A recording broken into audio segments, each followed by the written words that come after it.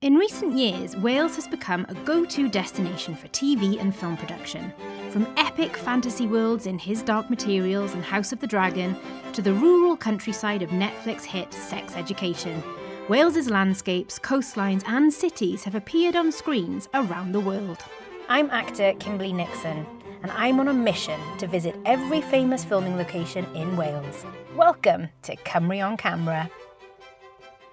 I'm here at Dyffryn House and Gardens, just 20 minutes from Cardiff. It has been a key filming location for many TV shows. It's doubled as Regency London and Outer Space from shows like Doctor Who, Torchwood and The Other Bennett Sister. These Edwardian botanical gardens were taken over by the National Trust in 2013 and they have completely transformed them. They've even opened up the house to visitors. Let's go take a look.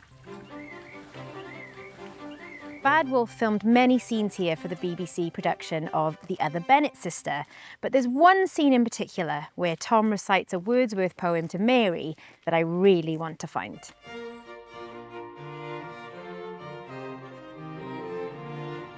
These are the Pompeian Gardens. They've appeared in countless television productions over the years. Now, I don't know any Wordsworth, but I can give it a go. There was a young girl from Dyffryn who had a sore bum and was suffering. She went to the loo and did a big poo, and from that point on she was shuffling. We're lucky enough to be here during wisteria season.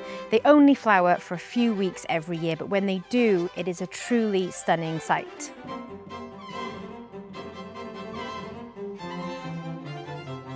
I'm here with head gardener Chris Flynn. Now Chris, a big draw for Dyffryn Gardens is the wisteria.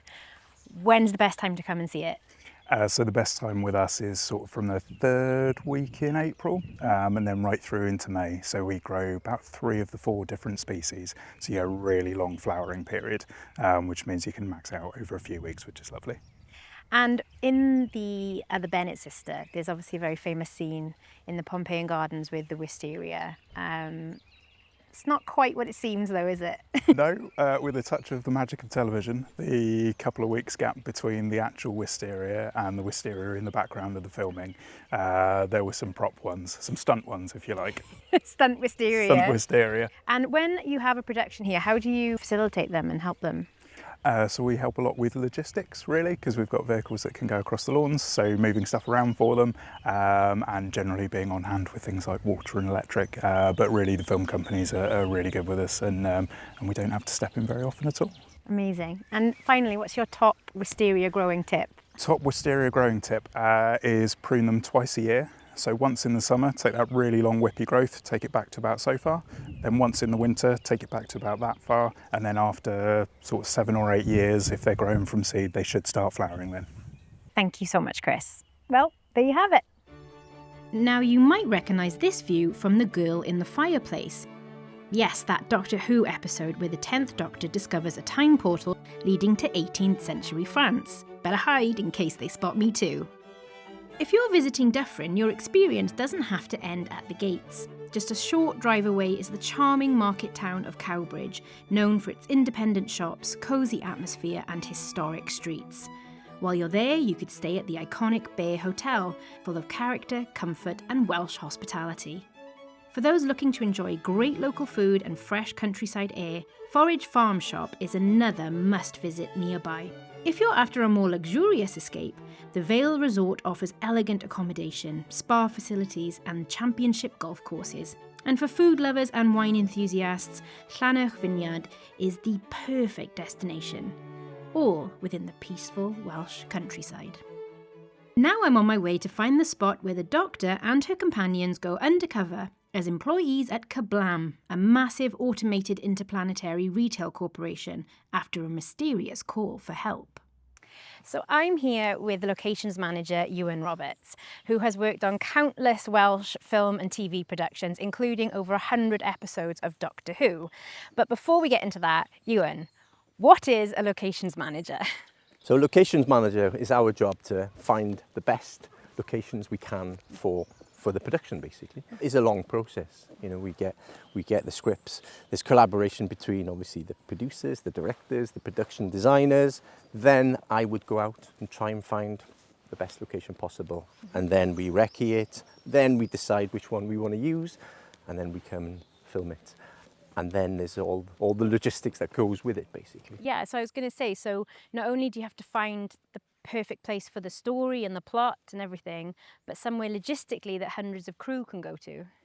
Absolutely. You know, if we can't service it, it's going to be a really tough gig for everyone. You know, I filmed in different gardens a few times, and you know, there's enough parking to facilitate all the big trucks, all the vans, because you know, you're looking at, you know, probably best part 100 people. And do you have some particular favourite spots in Wales that have been your favourite locations? I've done a lot of Doctor Who, and we filmed in so many great places.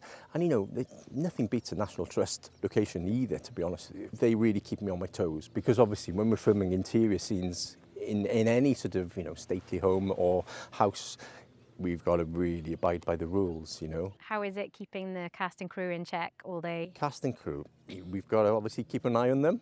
But on the whole, shoe covers, no tea and coffee. 100%. You can't have tea and coffee in there. And, you know, and some of the actors, they feel like they should be allowed to have their flat white in the property. But you know, we've got to abide by the rules. Otherwise, you know, they don't allow us back. You know, and that's the mantra. We've got to be able to go back to a location, in my opinion. And do you think that the industry in Wales, especially, has gotten bigger, better? Since I started, much bigger and much better, I feel. You know, we've got great crew in the whole of Wales. You know, people who are sort of very capable of running really big jobs, and you see that what's on the productions that's on TV at the moment. You know, big productions, and they're all filmed here in South Wales, North Wales. You know, the whole of Wales, which is great. So at a place like this, how do you manage public access? Is it locked off, or are you relying on a lot of goodwill? Well, it's, you know, when we come to such a public place, we get location marshals in to come and help us, so additional people, and they'll be dotted around with their sort of high-vis vests and walkie-talkies, and they'll just speak nicely to the public and ask them, do you mind hanging on for 2 minutes, 3 minutes maybe? And I'd say 99% of the public are more than happy to oblige, especially in a place like this. When you film in somewhere sort of more public, it can be, you know, a trickier sort of task. But on the whole, the public are great. They're interested. They're interested to see what's going on, especially, you know, filming somewhere like Doctor Who here. You know, a lot of the public, they've got an interest in it. I've been in the business 20 years, but you've taught me a lot today. Thank you so much. No problem. Thank you. From Regency romance to alien adventures, Dyffryn Gardens proves that you don't need to go far to discover new worlds. Which wonderful Welsh filming location would you like us to visit next? See you soon on Cymru on Camera.